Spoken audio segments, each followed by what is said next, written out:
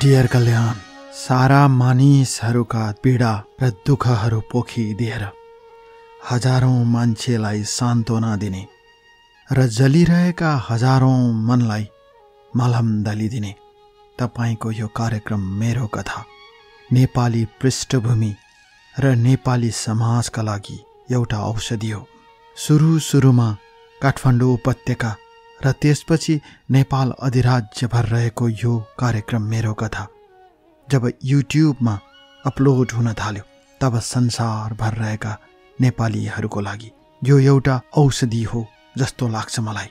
एउटा रोगी मान्छेले सही औषधि पायो भने रोगलाई जसरी निर्मूल पार्न सक्छ, त्यसरी नै पीडा र दुःखमा छटपटाइरहेकाहरूको लागि कुनै औषधि उपचार नहुँदा यही कार्यक्रमले काउन्सिलिङ गरिरहेको हुन्छ मान्छेलाई र सुनिरहने मान्छेहरूलाई एउटा एन्टिबायोटिकको काम गर्छ जस्तो लाग्छ।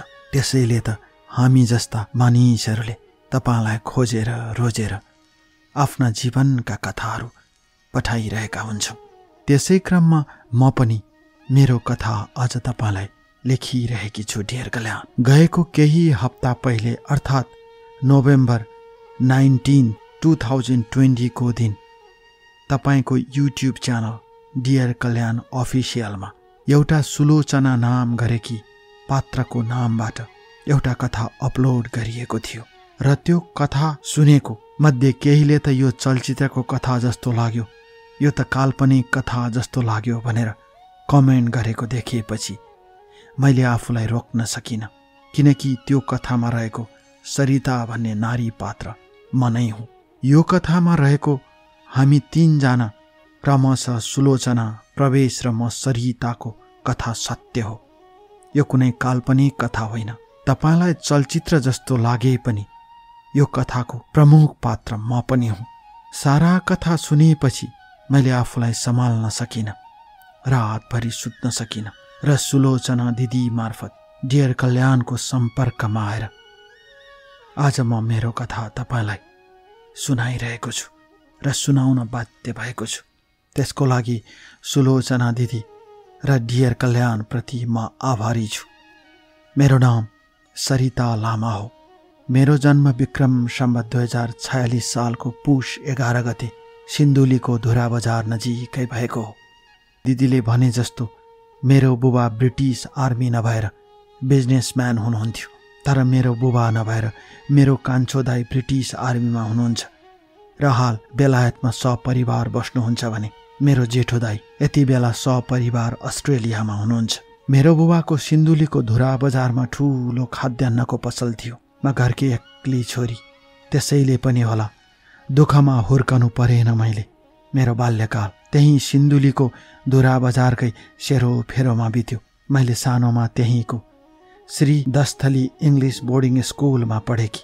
सिन्धुली जिल्लाकै राम्रो बोर्डिङ स्कुलमा मानिन्थ्यो त्यो। मलाई अझै पनि याद छ त्यो कमलामय नदी, त्यो सिन्धुली गढी, माथि सिद्ध बाबा स्थान, गढी माईको मेला, जुनारको लागि प्रख्यात ठाउँ सिन्धुली।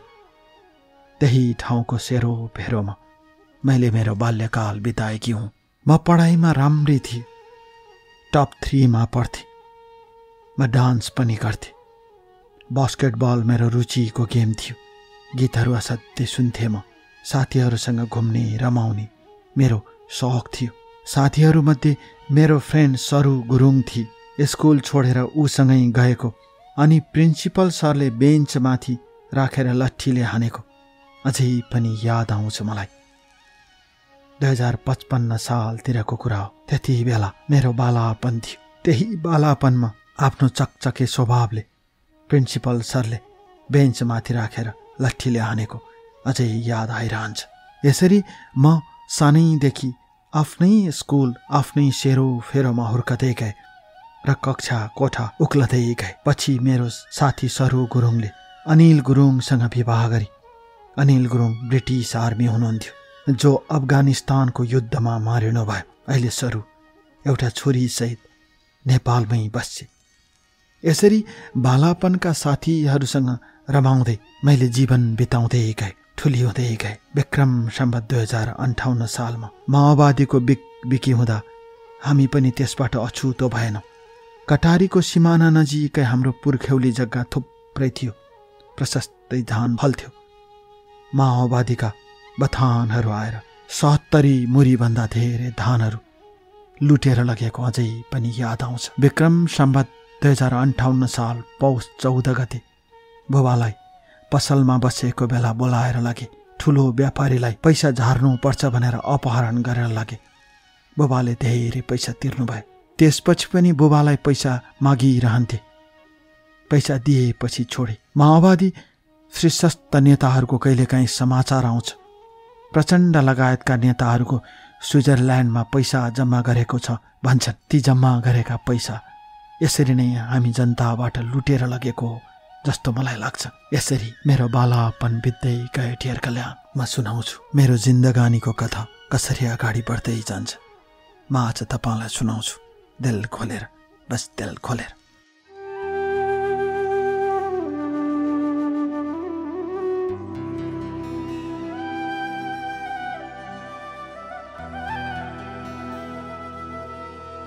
डियर कल्याण, कसैले आगो बोकेको क्षण पानी भन्न मन लाग्थ्यो। कसैले घृणा ओकलेको पल प्रेमका मुनाहरू फुलाएर मायाको संसार गुत्न मन लाग्थ्यो। भन्न हो भिन्न भिन्न अनुहार लिएर घुमिरहने मान्छेलाई देवता सम्झन मन लाग्थ्यो र मान्छेको राक्षसी रूपलाई पनि देवता जस्तो भन्न मन लाग्थ्यो। आफ्नो आँखामा फूल राखेर हिँडेकी मैले फुलकै संसार देख्थे। आफ्नो आँखामा र आफ्नो हृदयभित्र घृणा ओकलेको भए सायद म घृणाको संसार देख्थे होला। तर मैले कहिल्यै पनि घृणाको संसार देख्ने कोसिस गरिन। पृथक पृथक मान्छेहरू, पृथक पृथक कथाहरू र पृथक पृथक लाग्ने जिन्दगानीका अवशेषहरूमा कुल्चदै मैले जीवनलाई धेरै अगाडिसम्म घिसार्दै लगे। तर घिसार्दै लगेको जिन्दगानीले कतै गएर थकान मार्यो डियर कल्याण। जब जब म थकित हुन्थे तब तब आफ्ना भावनाहरू पोख्न, तपाईँलाई खोज्न उद्दत भइरहन्थे। आजभन्दा झन्नै 15 वर्ष अगाडिदेखि निरन्तर खोजिरहेको व्यक्तिलाई अचानक फोनमा कुरा गर्न पाउँदा खुसीको सीमा रहेन डियर कल्याण। त्यसैले त आज तपाईँलाई लेखिरहेको छु म मेरो कथा। यसरी एसएलसी सकेपछि म गाउँबाट काठमाडौँ आएँ। त्यति बेला मेरो 2 जना दाइ काठमाडौँमा पढ्नुहुन्थ्यो। काठमाडौँको नयाँ बजारमा डेढा थियो। त्यहीँ बसेर त्यहीँ नजिकैको प्राइम कलेजमा पढ्थेँ म। तत्कालीन माओवादी नेता प्रचण्डको निवास नजिकै थियो मेरो कलेज। मेरो दाइ मध्येको ठुलो दाइ पब्लिक युथमा पढ्नुहुन्थ्यो र सानो दाइले अस्कलमा पढ्न जानुहुन्थ्यो। मेरा 2वटा दाइ, म एक्लै छोरी। कुनै कुराको दुःख र अभाव थिएन। म खाना बनाउँथेँ, पढ्थेँ। दाइहरू कलेज जानुहुन्थ्यो, आउनुहुन्थ्यो। नजानेको कुरा, नबुझेको कुरा दाइहरूले सिकाइदिनुहुन्थ्यो। 2 दाइ मध्ये जेठो दाइ असाध्यै माया गर्नुहुन्थ्यो। हरेक कुरालाई सकारात्मक रूपमा लिनुहुन्थ्यो।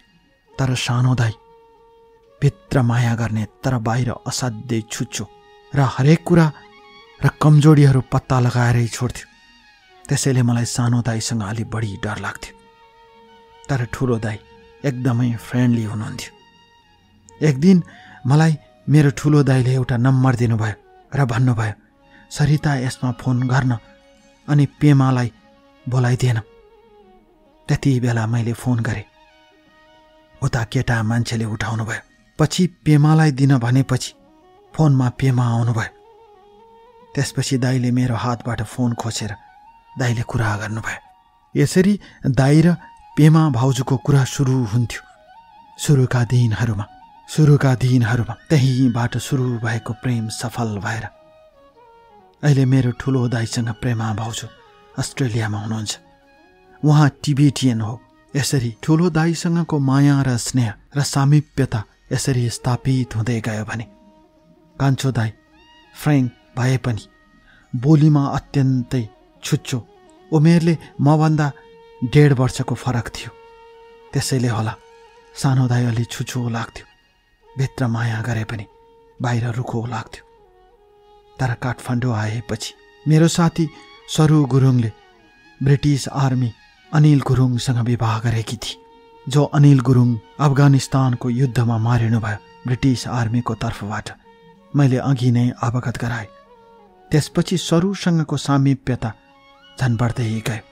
प्राइम कलेज जाने आउने मेरो काम दिनदिनै त्यही हुन्थ्यो। त्यसको अलावा म डान्स गर्थेँ र त्यसपछि म बास्केटबल खेल्ने, आफ्ना सारा कामहरू पुरा गर्थेँ। दसैँका बिदाहरूमा घर जाने आउने, मामा घर जाने। सिन्धुलीमै थियो मेरो मामा घर, डाक्खाखा भन्ने ठाउँमा। मामा घर जाने आउने सबै कुरा रमाइलो थियो। यसरी दिनहरू बित्दै जान थाले। कलेजमा मेरा साथीहरू लक्ष्मण, प्रवीण, सपना मिल्ने साथी थियौँ। असाध्यै मिल्थ्यो। सबै गाउँबाट सहर पढ्न आएको हामीहरू एक दिन बालाजु 22 धारामा पिकनिक गएका थियौँ। 63 सालको नयाँ वर्षमा हामी भर्खरै गाउँबाट आएका। वरपरका मानिसहरूको भिडमा पिकनिक खानको लागि घरबाट लगेका खानेकुराहरू राखेर हामी ट्वाल्ल परेर घुम्न थालेको बेला बाँदर आएर सबै खाना खाइदिएको हामीलाई याद छ। त्यसपछि हामी पेट मिची हाँसेका थियौँ त्यहाँ। यसरी विक्रम सम्वत 2063 सालको वैशाखमा हामीले +2 को एक्जाम दियो। एक्जाम दिएपछि रिजल्ट आउनुभन्दा पहिले कम्प्युटर सिक्न म ठमेलको गल्खो पाखामा गए। बेसिक कम्प्युटर सिक्दै थिएँ र बिस्तारै काठमाडौँको वातावरणमा भिज्दै थिएँ। ढेर कल्याण त्यति बेलाको कुरा हो। म पुष 11 गते जन्मिएको केटी। त्यति बेला मेरो मामाको ठुलो छोरा पोर्चुगलमा हुनुहुन्थ्यो। मैले एक दिन फोनमा कुरा गर्दै दाइलाई भने, दाइ मलाई मोबाइल पठाइदिनुहोस् न। दाइले भन्नुभयो, तिम्रो बर्थडेमा दिन्छु नि, हुँदैन? म हुन्छ भने। त्यो दिनदेखि म बर्थडेको प्रतीक्षामा थिएँ। दिनहरू बित्दै गइरहेको थियो। मेरो बेसिक कक्षा सुरु हुँदै थियो। तर पुष महिना नलाग्दै दाइले तँलाई बर्थडेको भाग भनेर पैसा पठाइदिनु भयो र त्यही पैसाले मैले मोटोरोला मोबाइल किने र त्यसपछि मैले एनसेलको सिम किने र एनसेलको सिम हाले। त्यसपछि मैले मेरा साथीहरू, आफन्तहरू सबैसँग जोडिन थाले। त्यही क्रममा एक दिनको कुरा हो, मेरो मोबाइलमा मिस कल आयो। कहिले कसैको फोन नआउने मिस कल आएपछि उत्सुकताका साथ मैले हेरेँ। त्यसपछि फेरि मिस कल आयो। एनसेलकै नम्बरबाट मिस कल आएपछि म भित्र उत्सुकता जाग्नु स्वाभाविकै थियो। भर्खरै मोबाइल पाएकी, त्यो पनि दाइले राम्रो पैसा पठाइदिएकोले राम्रो खाले मोबाइल किनेकी। मक्क पर्थे मोबाइल हेरेर, पुछिरहन्थे, हेरिरहन्थे। हरेकमा मान्छेलाई नयाँ मोबाइल किन्दा त्यो उमेरमा त्यस्तै हुन्छ होला, मलाई पनि भयो ढेर कल्याण। त्यसपछि धेरै पटक मिस कल आएपछि मैले पनि फोन गरेँ र फोन गरेर भने, को बोलेको भनेर। उताबाट जवाब आयो, म राजु बोलेको। अनि फेरि उसले सोध्यो, को बोलेको भनेर। म सोझी केटी, सरल केटी, म सरिता बोलेकी भने। ढेर कल्याण, म सुनाउँछु आज तपाईँलाई मेरो कथा। त्यही राजु जसले मलाई मोबाइलमा राजु भन्यो, त्यही राजु सुलोचना दिदीको श्रीमान थियो। म सुनाउँछु मेरो कथा, मेरो जिन्दगानीको कथा। आज तपाईँलाई दिल खोलेर सुनाउँछु, बस दिल खोलेर।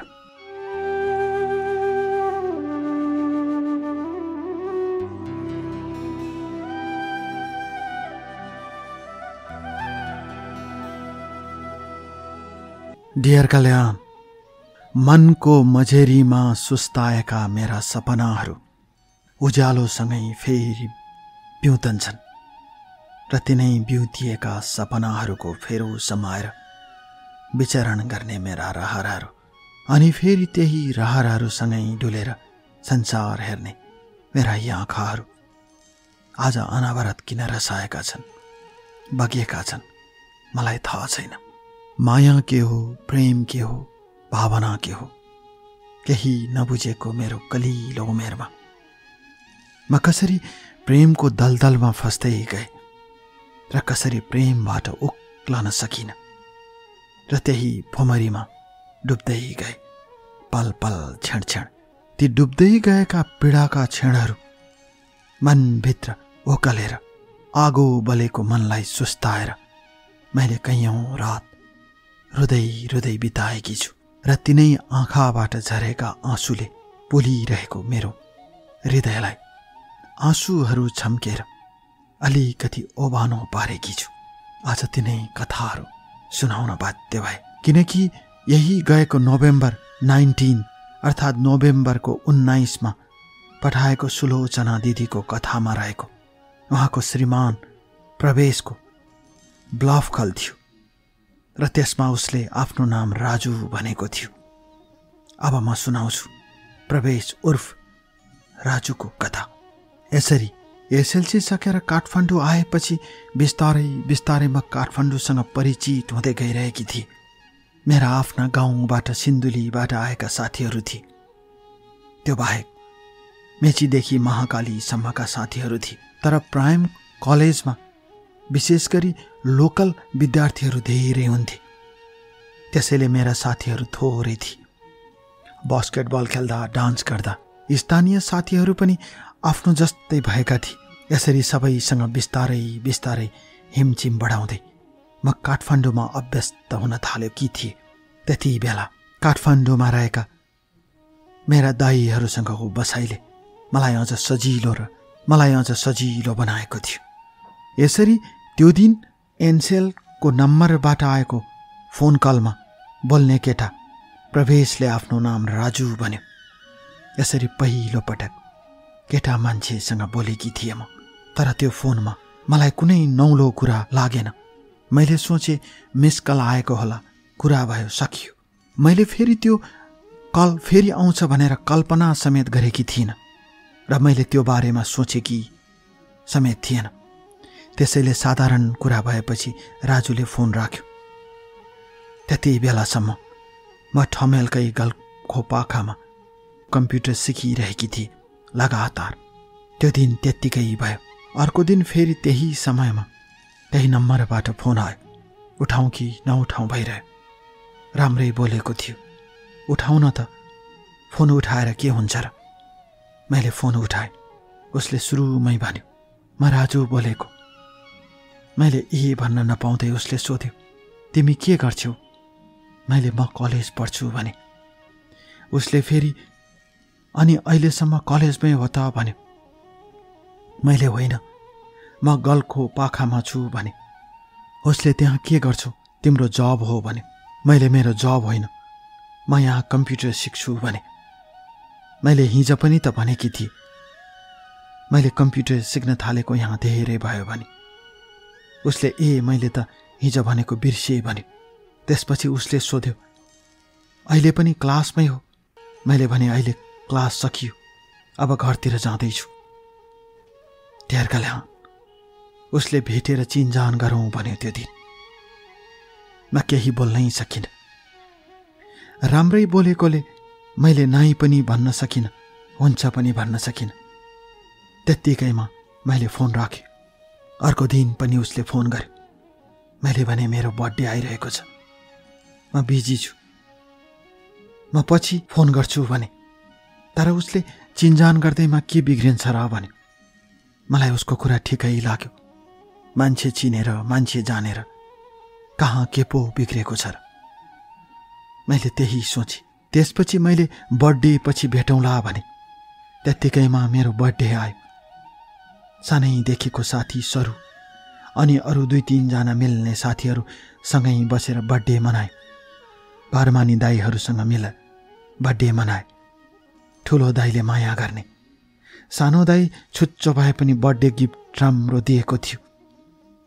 बर्थडे मनाएपछि त्यसको लगत्तै राजुले फेरि फोन गर्यो। म कम्प्युटर क्लास सकेर गल्फको पाखाबाट हिँडेर घरतिर जाँदै थिएँ। उसले फोनमा भन्यो, सरिता तिमी कहाँ? म घर जाँदैछु भने।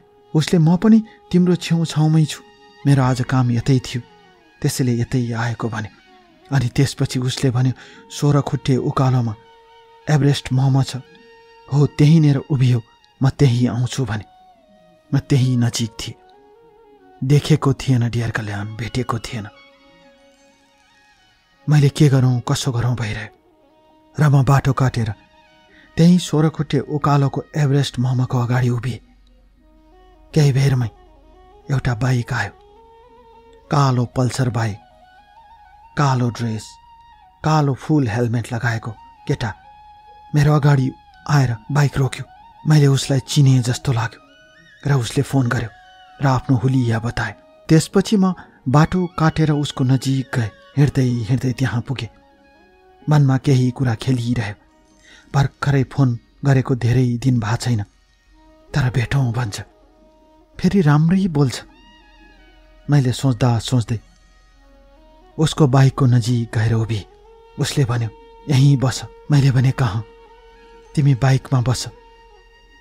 मैले केही नसोधी बाइकमा बस्ने कुरै थिएन। होइन, म घर जान्छु भने। उसले भन्यो, खाजा खाएर जाउँ न भन्यो। मैले भने, खाजा यतै खाँदा हुन्छ, हुँदैन र भने। उसले हुन्छ, किन नहुनु, तर बस न भनेपछि र उसले धेरै जोड गरेपछि म उसको बाइकमा बसेँ। काठमाडौँ आएपछि म अपरिचितको बाइकमा बसेको पहिलो पटक थियो। कालो हेलमेट लगाएको, अलिकति सिसा मात्र खोलेको राजुले मलाई चिन्यो र बाइकमा बस्न आग्रह गर्यो। म उसको बाइकमा बसेँ डियर कल्याण। र त्यसपछि उसले मलाई त्यहाँबाट अगाडि लग्यो। त्यसपछि उसले मलाई बाइकमा राखेर धेरै टाढासम्म पुर्यायो। गर्दा गर्दै उसले मलाई स्वयम्भूमा लग्यो र स्वयम्भूको एउटा रेस्टुरेन्ट अगाडि लगेर रोक्यो र रेस्टुरेन्टबाट ओर्लियो र भन्यो, खाजा यहीँ खाऊ, म तिमीलाई अहिले एकैछिनमा पुर्याइदिन्छु। उसले हेलमेट निकालेको थिएन डियर कल्याण र उसले भन्यो, हिँड, मलाई त भोक लागेको छ। हो अघि अघि लाग्यो। म उसको पछि पछि लागेँ। म सुनाउँछु डियर कल्याण, मेरो जिन्दगानीको कथा म सुनाउँछु। सुलोचना दिदीले पठाएको कथा धेरै मान्छेको लागि चलचित्र जस्तो लाग्यो र त्यो कथाकी पात्र म सरिता। आज म तपाईँलाई सत्य कथा लेखिरहेकी छु मेरो तर्फबाट। म सुनाउँछु आज तपाईँलाई मेरो साँचो कथा, बस मेरो आफ्नो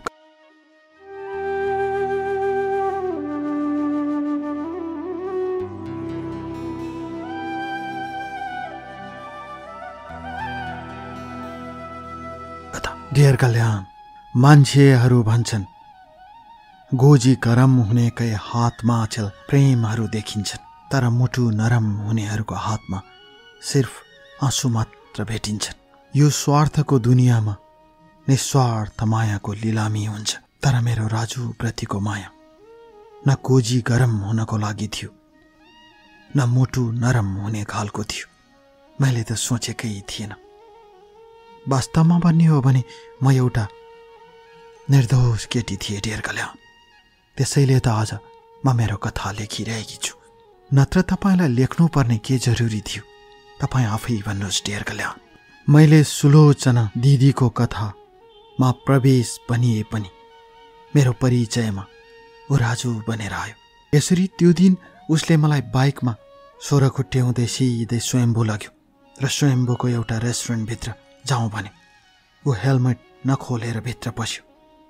उसको हातमा ठुलो झोला थियो, भित्र प्याक गरिएको ठुलो उपहार पनि थियो। मलाई बाहिरबाट हेर्दा लाग्यो त्यो कुनै ठुलो पोर्ट्रेट अथवा ठुलो फ्रेम हुनुपर्छ जस्तो लाग्यो। म उसको पछि पछि भित्र पसेँ डियर कल्याण। भित्र पस्न साथ मानिसहरू कम थिए। त्यहाँ हामी एउटा ठाउँमा गएर बस्यौँ, अर्थात् ऊ जहाँ बस्यो त्यसको अपोजिटमा म बसेँ। मैले भने, हेलमेट खोल्नुहोस् न, म उसलाई हेर्न चाहन्थेँ। मलाई फोन गरेर भेट्न चाहने मान्छेको फेस हेर्ने चाहना हुने नै भयो। उसले हेलमेट खोल्यो, नखोल्ने कुरै थिएन। हल्का कालो वर्णको राजु, मभन्दा धेरै उमेरको केटा जस्तो लाग्यो।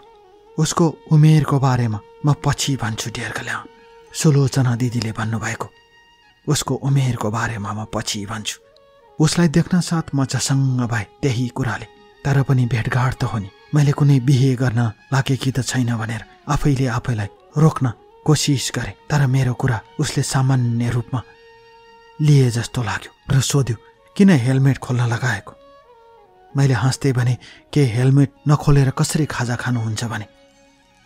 ऊ हाँस्यो र मतिर हेर्दै भन्यो, मोमो खाउँ है, मलाई मोमो मनपर्छ, हामी त नेवारको छोराहरू, मोमो त खानै पर्छ। उसले त्यही भन्यो र मोमो अर्डर गर्यो। त्यसपछि मैले प्रश्न गरेँ, मेरो नम्बर कसरी पाउनुभयो? होइन, मैले यत्तिकै मिस कल हानेको, तिमीले उठाइहाल्यो।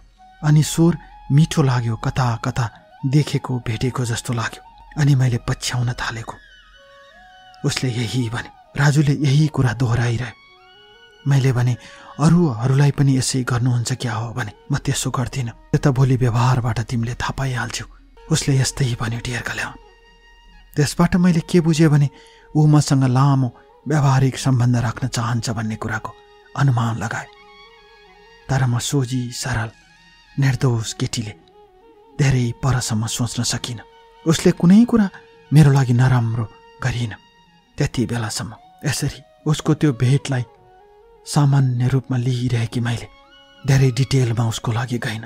तर अनुहार हेर्दा ऊ धेरै जेठो जस्तो लाग्यो। कति उमेर पहिलो भेटमै सोध्ने कुरा पनि भएन। हामीले मोमो खायौँ, सामान्य कुरा हुँदै गयो। उसले आफ्नो बारेमा भन्यो। उसले मलाई बर्थडे गिफ्ट भनेर त्यसपछि त्यो बोकेको झोला मतिर तिर्स्यायो। मैले के गरेको यस्तो, मलाई पर्दैन भनेर मैले पन्छ्याउन खोजेँ। तर उसले मैले कति ठाउँमा खोजेर ल्याएको, लगन नत्र मलाई बोर हुन्छ भने। 3 दिन अगाडि बर्थडे मनाइसकेकी थिएँ मैले। सबै आफन्त र साथीभाइलाई भेटिसकेको थिएँ। मलाई बर्थडे गिफ्ट दिने कोही बाँकी थिएन। अब त्यो बोकेर घर जाँदा के होला? त्यसमाथि सानो दाइ चलाक छ, छुच्चो पनि छ। उसले एकछिनमै पत्ता लगाइहाल्छ। मलाई डर लाग्यो मेरो छुच्चो दाइको। ढेर कल्याण। त्यसपछि राजुले जिद्दी गरेर भन्यो, केही हुँदैन, तिमी लगेर घरमा जानै पर्छ। यो बोक्नु पर्ने होइन, मैले बाइकमा अहिले तिमीलाई तुफानसँग कुदाएर एकैछिनमा पुर्याइदिन्छु भने। र धेरै बेर कुरा गरेपछि म उसको बाइकमा बोकेर घरसम्म आएँ। उसले फेरि पुरा हेलमेट लगायो। उसलाई चिन्ने कुरै भएन र मलाई बाइकमा हालेर तुफानसँग त्यहाँबाट कुदायो। एकछिनमै उसले मलाई प्रचण्डको निवास लिएर पुगायो। मैले भने, मलाई यहीँ रोकिदिनुहोस्। उसले तिम्रो घर कता हो भन न भने। मैले यहीँ हो भने। म वर्ली।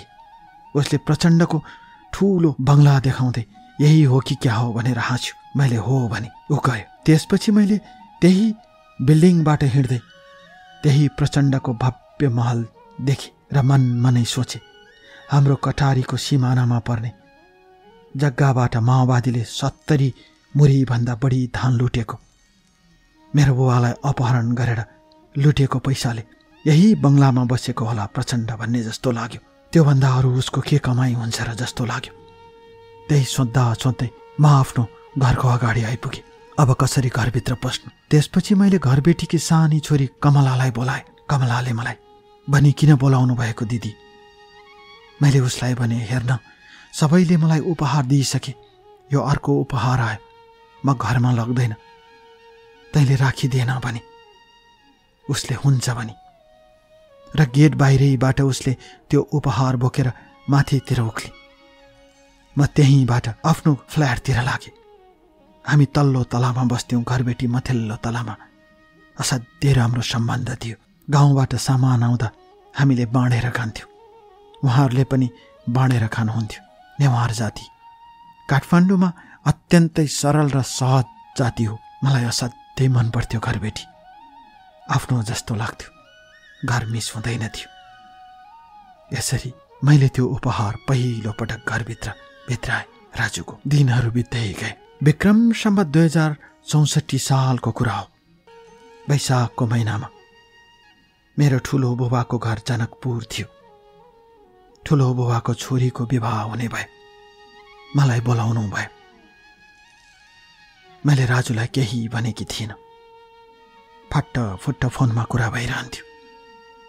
मैले उसको बारेमा त्यति ठुलो सपना पनि बुनेकी थिइनँ। डियर कल्याण। मन सफा थियो र राजु पनि त्यति खराब लाग्दैन थियो।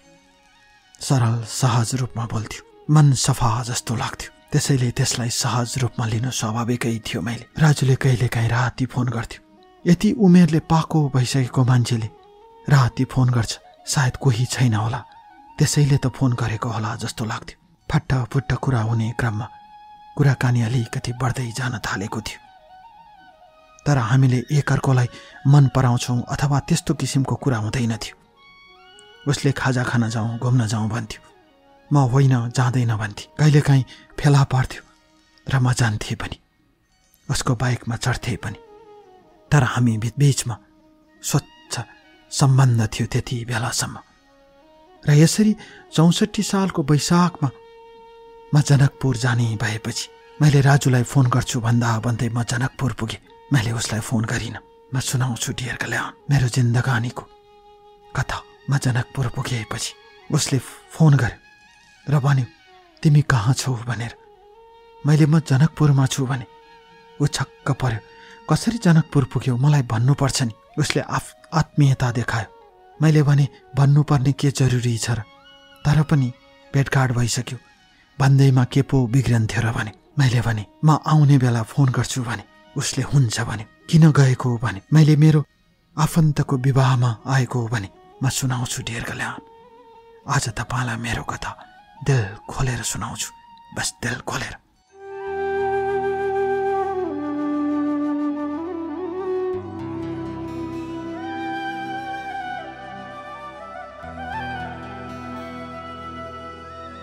डियर कल्याण, मायामा एउटा स्पर्शले हजारौं कम्पनहरू पैदा हुन्छन्। मान्छेमा प्रेमले एउटा मुस्कान छरिदिँदा हजारौं लाखौं मुस्कानका फूलहरू फुल्छन्। त्यसैले त मान्छेहरू प्रेममा एउटा मुस्कानको लागि लाखौं लाख सौदा गर्छन् र एउटा भेटको लागि जुनी काटिदिन्छन्। मान्छेहरूले प्रेममा एउटा न्यानो अगालो पाउन मानिसहरू मृत्युसम्म पर्खन्छन्। मायामा किन यति धेरै शक्ति छ, मायामा किन यति धेरै धैर्यता छ डियर कल्याण, मलाई थाहा छैन। तर मायाले कसरी धडधडी रुवाउँछ र मायाले कसरी पीडाका आँसुहरू ओकल्छ, आज म सुनाउँछु तपाईँलाई। खै कुन्नी किन हो डियर कल्याण, आज तपाईँ मलाई मेरो आफ्नो दाइ जस्तो लागिरहेको छ। मलाई आफ्नो दाइ जस्तो लागेको छ। म आज रुन चाहन्छु र तपाईँलाई साराका सारा कथाहरू सुनाउन चाहन्छु। मेरो प्यारो दाइ, मेरो डियर कल्याण, मेरो सारा कथा धैर्यताका साथ सुनिदिनुहोस्। यसरी विक्रम सम्वत 2064 सालसम्म यसरी चल्दै गयो र 64 सालको वैशाख महिनाको गर्मीमा जानकी मन्दिरमा विवाहको कार्यक्रम चल्दै थियो। अघिल्लो दिन उसले विवाहको दिन फोन गर्छु भनेको थियो। त्यसपछि राजुले मिस कल गर्यो र म्यासेज पठाइरह्यो। विवाहमा व्यस्त मान्छेहरूलाई छिचोलेर म जानकी मन्दिरको बाहिर निस्किए। रमाइलो वातावरण थियो। वैशाख महिनाको गर्मी भए पनि जानकी मन्दिर बाहिर रमाइलो वातावरण थियो। विवाहमा सबै बिजी थिए। म सबै मानिसहरूलाई छिचोलेर बाहिर निस्के र बेलुकातिर जानकी मन्दिरको बाहिर निस्किएकी मैले राजुलाई फोन गरेँ र सोधेँ, धेरै फोन गरिरहनुहुन्छ, व्यस्त मान्छे। मैले यही कुराबाट सुरु गरेँ। होइन त्यस्तो केही होइन, तिमीलाई फोन गर्न मन लाग्छ त्यसैले गरेको हो भने उसले। मैले फेरि भने धेरै फोन गर्नुहुन्छ, मान्छे हेर्दा त बिहे भइसकेको जस्तो लाग्छ भने। होइन मेरो कोही छैन भने उसले। फेरि मैले ठट्टा गर्दै भने मान्छे हेर्दा त छोराछोरीको बुबा जस्तो लाग्छ भने। होइन म एक्लो छु, मेरो जीवनमा पास्टमा कोही थियो, छोडेर गयो, माया नपाएको मान्छे हुँ म। राजुले यस्तै भन्यो। शब्द यही हो डियर कल्याण। डाँटेको भए पाप लागोस् मलाई। मैले त्यसपछि कुरा गर्दै गएँ। सहज रूपमा सरल रूपमा प्रस्तुत हुन्थ्यो। त्यो दिन धेरै बेर बाहिर कुरा भयो र कुरा हुँदै जाँदा मलाई खोज्दै खोज्दै मेरो अर्की ठुली आमाकी छोरी आइपुगी। दिदी यहाँ कोसँग बोल्दै तपाईँ? भित्र सबैजना खोज्दैछन्, बिहे सकिन आँट्यो, हेर्नुहोस् भित्र भनी। मैले राजुलाई पछि कुरा गरौँला भनेर फोन काटेँ र भित्र आएँ। विवाहको काम सकियो। ठुलो बुबाको छोरी डोलीमा चढेर जाँदै थिए। आफन्तहरूमा आँसु थियो। ठुलो बुबाकी छोरी हो, सबैकी प्रिय थिए। ठुली आमा रुँदै हुनुहुन्थ्यो। विवाहको मण्डप वरिपरिका मान्छेहरू पातलिँदै थिए। छोरीलाई अनुमाउने बहानामा रुवावासी चल्दै थियो। मैले त्यही डोलीमा आफू बसेको सम्झेँ, राजुलाई सम्झेँ।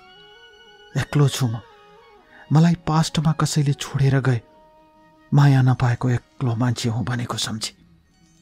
तर फेरि जसङ्ग भए उसको अनुहार मभन्दा धेरै जेठो छ भनेर यसरी त्यो दिन बित्यो। हाम्रो फोनमा निरन्तर कुरा भइरहन्थ्यो। फोनमा उसले भन्थ्यो मेरो अफिस छ, जग्गाको कारोबार छ, म फिल्ममा पनि लगानी गर्छु भन्थ्यो। बिस्तारै बोल्ने, हरेक कुरामा सहयोगी र सहयोग गर्न तम्सने उसको बानीले मन जित्दै गयो ढेर कल्याण। न सोचे कि न सम्झे कि निर्दोष केटी म, मेरो कोही छैन, म एक्लो छु, मायाको अभावमा बाँचिरहेको छु भने मैले विश्वास गरे पनि अगाडि बढ्न सकिरहेकी थिएन। त्यसको 2 हप्तापछि अर्थात् ठुलो बुबाको छोरीको विवाह सकिएको 2 हप्तापछि म काठमाडौँ आएँ। +2 को रिजल्ट आइसकेको थियो। म फेरि सिग्मा कलेजमा BBSमा पढ्न थालेँ। त्यति बेला मेरो सानो दाइले ब्रिटिस आर्मीमा नाम निकाल्यो र अब ऊ नेपाल छोड्ने तरकारमा थियो। 1.5 वर्षको मात्र फरक हो। भित्र माया गर्ने हो। मेरो लागि सामान बोकेर ल्याउँथ्यो, तर यति छुच्चो कुरा गर्थ्यो र मेरो लागि जासुस भन्दा कम थिएन। त्यसैले उसको असाध्यै डर लाग्थ्यो। अर्को ठुलो दाइ र पेमा भाउजू विवाह गरेर दुवैजना अस्ट्रेलिया जाने सोचमा हुनुहुन्थ्यो। यता राजुले मलाई फोन गरिरहन्थ्यो, मेरो लागि कोही छैन भन्थ्यो। मेरो लागि हर क्षण हर पल हाजिर हुन्थ्यो। यस्तो गर्न थालेपछि मलाई शङ्का गर्ने कुनै ठाउँ रहेन। राति फोन गर्दा पनि फोनमा जवाब दिन्थ्यो। मैले कसरी भनौँ डियर कल्याण, उसको घरमा उसको श्रीमती हुनुहुन्छ।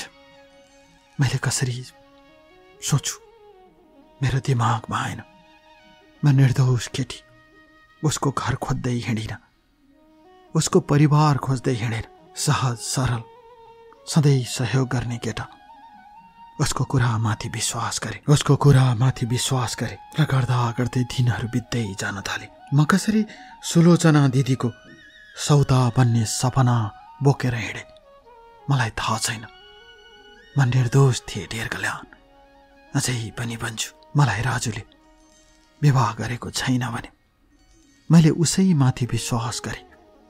उमेरले धेरै जेठो, म पूर्ण रूपमा उसप्रति समर्पित थिइनँ। तर बिस्तारै आगोको छेउमा राखेको बहन जस्तै, गर्मीमा राखेको तारकोल जस्तै मन पग्लिरह्यो। म सुनाउँछु आज तपाईलाई मेरो जीवनको कथा। दिल खोलेर सुनाउँछु, बस दिल खोलेर।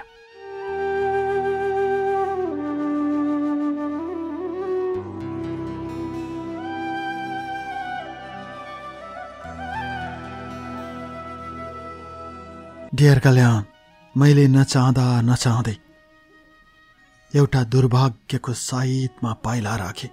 घामको न्यानोपनले, हावाको सुगन्धले छुन नसकेको मन फेरिकिन बिस्तारै मायाको भुमरीमा पर्दै गयो।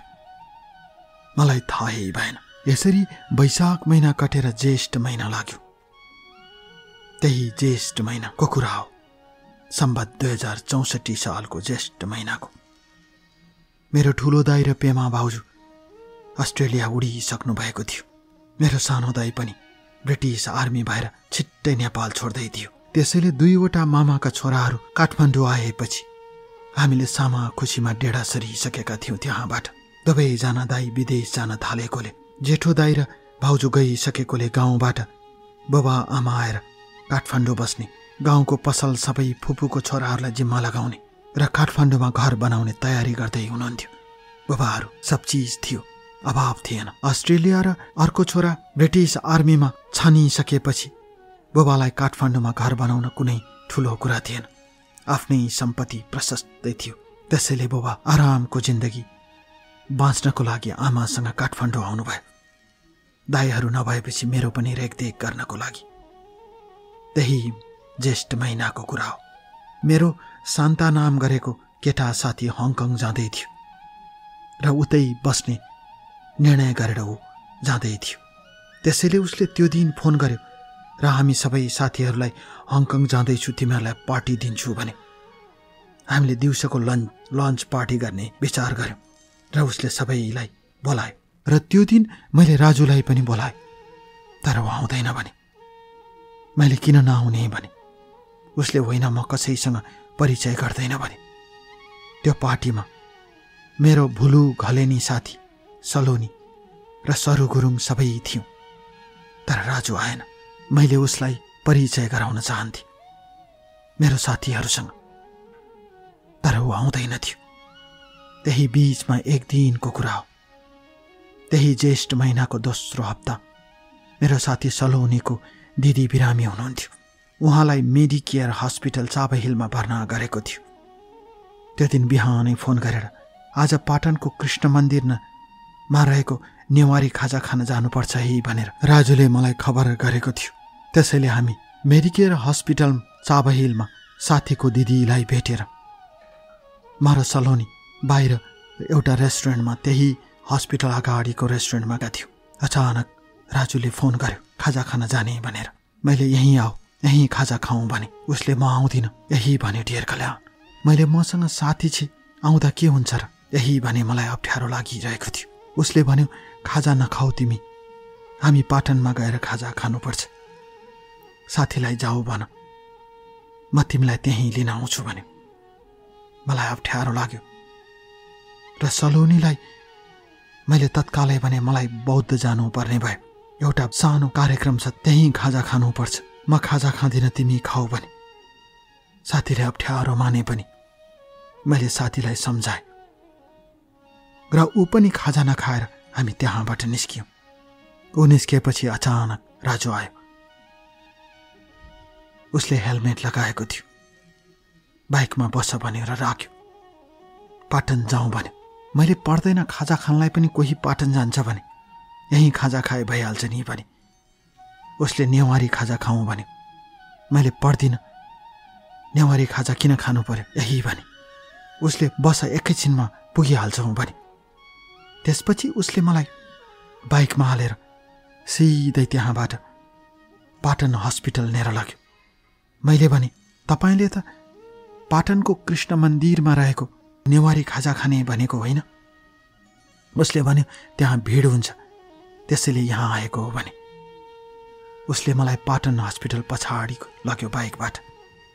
त्यहाँ एउटा होटल थियो, नाम राम्रोसँग याद भएन डियर कल्याण, होटल भ्यू जस्तो लाग्छ।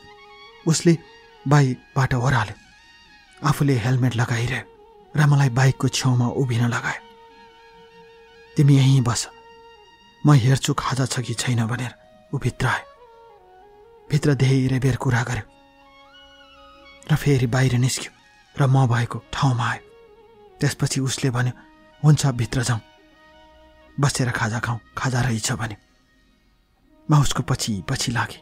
त्यसपछि उसले मलाई सिधै होटलभित्र लाग्यो र माथि रुममा लाग्यो। मैले भने मिठो खाजा, नेवारी खाजा खाने भनेको यही हो। उसले यही हो, यहाँ पनि मिठो खाजा पाउँछ भन्यो। त्यसपछि छिनभरमै रुमभित्र खाजा आयो। हामीले खाजा खायौँ र त्यसपछि उसले कोठाको चुकुल लगायो डियर कल्याण। उसले खाजा खाउँ भन्यो। त्यसपछि मैले खाजा खाएँ ऊ सँगसँगै। खाजा खाइसकेपछि उसले चुकुल लगायो। कोठाभित्र बेड थियो, बिस्तारा थियो, सजाइएको बिस्तारा। त्यति सफा पनि होइन, त्यति फोहोर पनि होइन, ठिक ठिकैको थियो। र उसले मलाई बिस्तारामा सुतायो र उसले सेक्स गर्यो। जीवनमा पहिलो पटक पहिलो सेक्स थियो त्यो मेरो। मलाई ब्लिडिङ भयो डियर कल्याण, धेरै ब्लिडिङ भयो। उसले रुमाल दियो, त्यो रुमाल अहिले पनि मसँग छ। त्यसपछि म ब्लिडिङ धेरै हुन थालेपछि त्यहीँ बसेर हुक्क हुक्क रुन थालेँ। ऊ छेउमा आएर बस्यो। बेलुकाको समय थियो। बिस्तारै झ्याल खोलेर ऊ मेरो छेउमा आएर बस्यो। म हिक्क हिक्क रोइरहेँ। म यति रोएँ मसँग शब्द नै छैन डियर कल्याण। म भित्र त्यति पीडा भयो। जीवनमा पहिलो पटक मलाई धेरै ब्लिडिङ भयो। त्यति बेला हामी सामा खुसी सरिसकेका थियौँ। ठुलो दाई भाउजू अस्ट्रेलिया गइसक्नु भएको थियो। मैले अघि नै अवगत गराएँ। त्यसपछि मेरो आँखाको आँसु देखेर उसको सोचाइमा परिवर्तन आयो। उसले सोचेको थियो म त्यस्तै खाले केटी हुँ, तर पहिलो सेक्समा ब्लिडिङ भएपछि उसको सोचमा परिवर्तन आयो। ऊ छेउमा बसेर भन्यो, तिम्रो लागि म छु, कुनै चिन्ता नगर। उसले सम्झायो, फकायो र त्यसपछि उसले भन्यो, तिमीलाई मोटरसाइकलमा गाह्रो हुन्छ, तिमी ट्याक्सीमा जाऊ, म पछि पछि आउँछु भन्यो। उसले बाहिर निस्केर ट्याक्सी खोज्यो। म ट्याक्सीमा बसेँ। ट्याक्सीलाई ठेगाना र पैसा दियो उसले। ट्याक्सी त्यहाँबाट सामाखुसीतिर आयो। म हिक्का छोडेर रोइरहेँ। किन रोए डियर कल्याण मलाई थाहा छैन, केका लागि रोए थाहा छैन। जिन्दगीमा त्यसरी रुनु पर्ने दिन पनि आउँछ भन्ने मलाई थाहै भएन। म निर्दोष केटी, मनमा पाप थिएन, छलछाम थिएन। राजु सरल रूपमा आयो। म घर पुगेँ। उसले मलाई गेटसम्म सँगसँगै छोड्न आयो र हात हल्लाएर फर्कियो। राति पनि फोन गर्यो र अर्को दिन ऊ मेरो घरको अगाडिपट्टि आयो र भने, तिमी एकचोटि छतमा आऊ। म आउँदिन भने ऊ दिनभरि बाइक रोकेर त्यहीँ बस्न थाल्यो। त्यसपछि मलाई लाग्यो उसले मलाई साँचो माया गर्छ। ऊ जब आउँथ्यो म माथि कौशीमा जान्थेँ र भन्थ्यो, तपाईँको कोही छैन, साँच्ची भन्नुहोस् न। उसले भन्थ्यो, छैन, म एक्लो छु। पास्टमा कोही थियो तर उसले छोडेर गयो। माया नपाएको मान्छे हो म भने। मलाई त्यस्तै लाग्यो। बिहान 5 बजे म कलेज जाँदा ऊ बिहान 5 बजे मलाई पिकअप गर्न आउन थाल्यो र बिदाका दिनहरूमा दिनभरि घर अगाडिको सटरमा बस्न थाल्यो। त्यो देखेर मलाई लाग्यो राजुले मलाई साँचो माया गर्छ। डियर कल्याण, म कसरी फस्दै गए हो, सुलोचना दिदीले भनेको साँचो हो। म उसको श्रीमानको लागि विवाह गर्न तयार भएकी केटी हुँ। त्यो कथा साँचो हो डियर कल्याण। तर मेरो कथा पनि सुनिदिनुहोस् न, कि मेरो कथा कसरी झुटो हुन सक्छ। म आज तपाईँलाई यति मात्र सुनाउँछु। यो मेरो साँचो कथामा सुलोचना दिदीले कसरी मेरो साइजको औँठी र आफ्नो साइजको औँठी एउटै बनाउनु भयो र मेरो विवाहमा 2वटा औँठी बोकेर कसरी आउनुभयो र एउटा औँठी मलाई लगाइदिनु भयो र एउटा औँठी आफूले स्वयं लगाउनु भएको थियो, उस्तै डिजाइनको, अलिकति परिवर्तन गरेको।